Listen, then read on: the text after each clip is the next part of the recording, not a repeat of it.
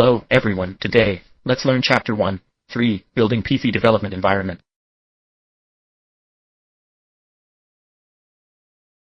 There are three main contents today.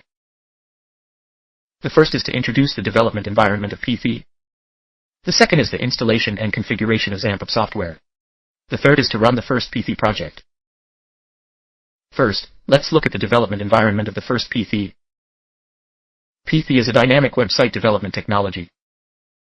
First, install the web server. Web server is a plug-in installed on the server side.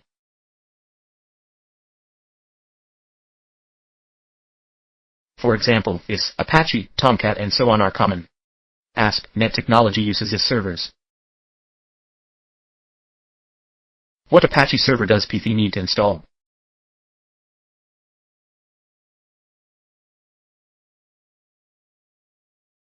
The main function of the server is to parse dynamic web page scripts. Therefore, to execute PHP, we need to install Apache server first.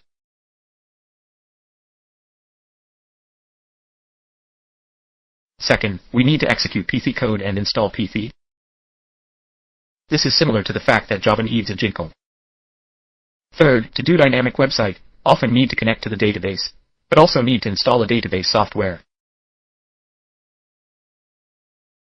For example, MySQL, a database software introduced in the textbook. But these three tools are very troublesome to install together. Therefore, there are usually some integration tools. Next, through the installation of XAMPP software.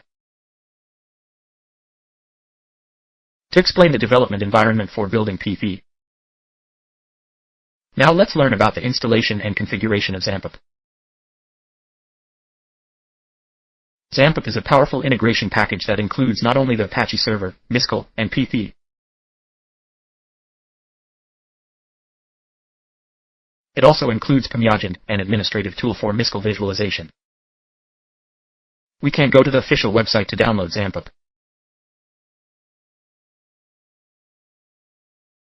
Its installation is also very simple. After downloading, double-click Setup directly to install it. You can complete the installation by clicking Next all the time during the installation. After the installation is completed, it is such an interface.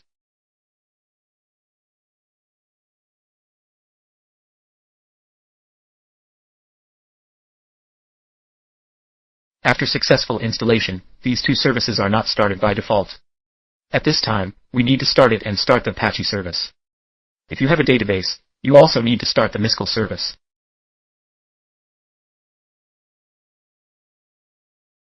Note that this does not start successfully as soon as it is installed, and sometimes the port will be occupied.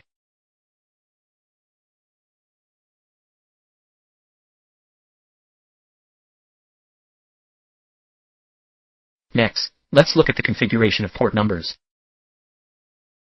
Oh, why do we need to configure a port number?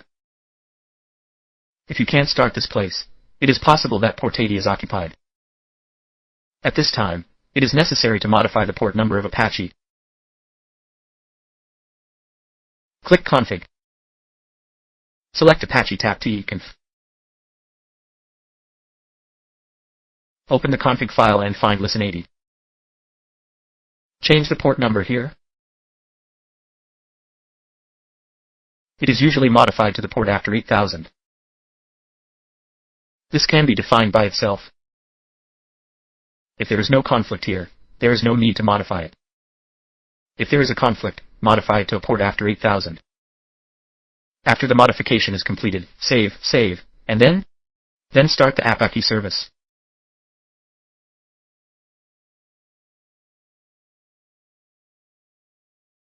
The second is the configuration service of the server directory. This is its default directory on disk C.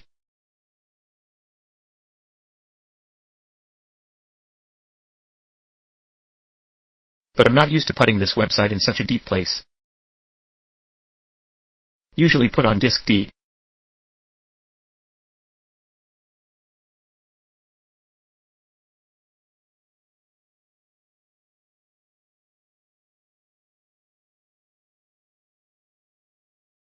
Create Entetics directory on disk D. Use this as the server directory.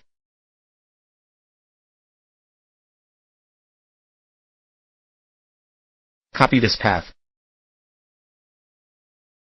Modify it to the configuration file.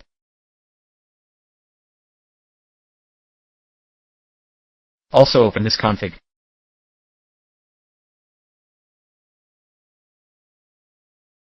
Find Documentum.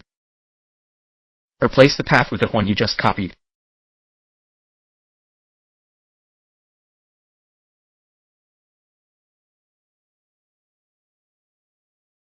This is the configuration of the server directory. After changing, save and restart.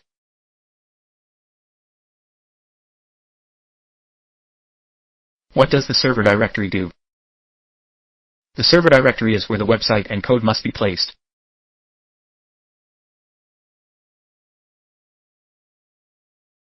Websites must be placed in this directory before they can be executed. It is different from our ordinary programming. Ordinary programming, code can be placed anywhere, can be executed. But a website must have a server.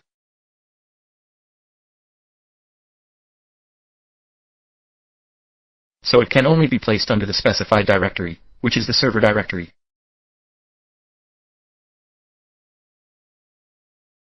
Okay, let's run the first PHP project. Create a PHP project using Pistone.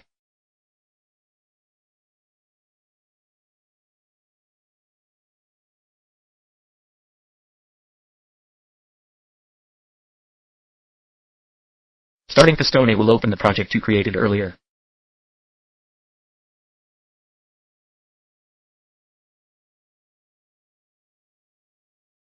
Now, let's create a new project.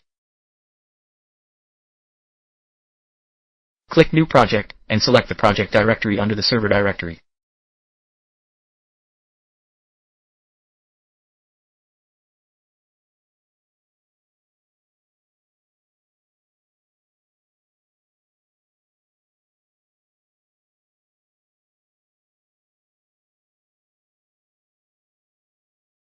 Select ddisk under the Totics directory, and then build a website subdirectory.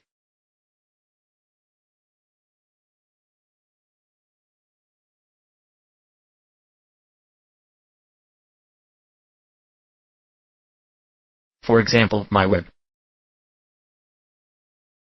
Click Create. At this point, create an empty PHP project. As you can see, this website is my web, which is under the server directory. Let's jump to the server directory and have a look. The MyWeb directory is generated. Next, we create a new PHP file here.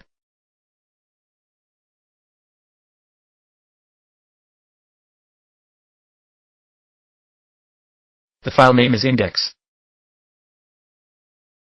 What do we output here, for example? Hello, China. Use a print command. Output a string.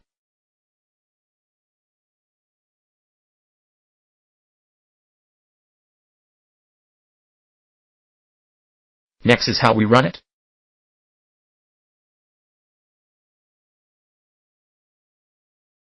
We need to configure it here.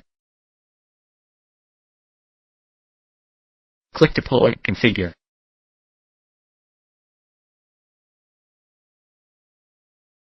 Create a local or mounted folder. Enter localhost for the server name. Localhost means local, right?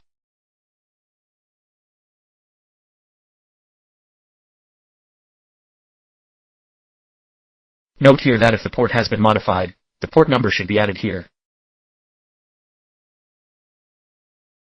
We are now the default port of 80, and the default port can be added without adding.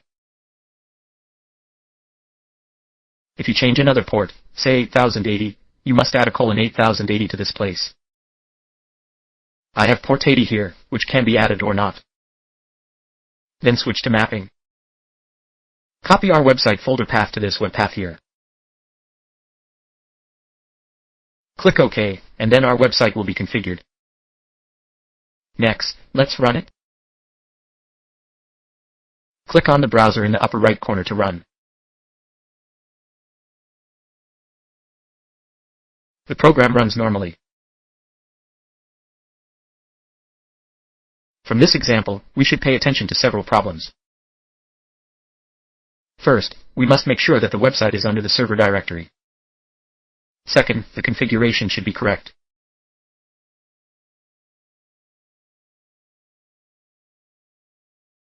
If you are skilled in the future, you don't need to configure it here. This place has an admin, open it directly. By default, it is equivalent to losing a local horse, isn't it? You can see all the websites under the server directory under the local horse. Now there is only one, and you can click on it. It automatically opens the index.php file inside. It is the same as the URL we configured. Therefore, if you are skilled, you can run it by entering the URL directly here without configuration.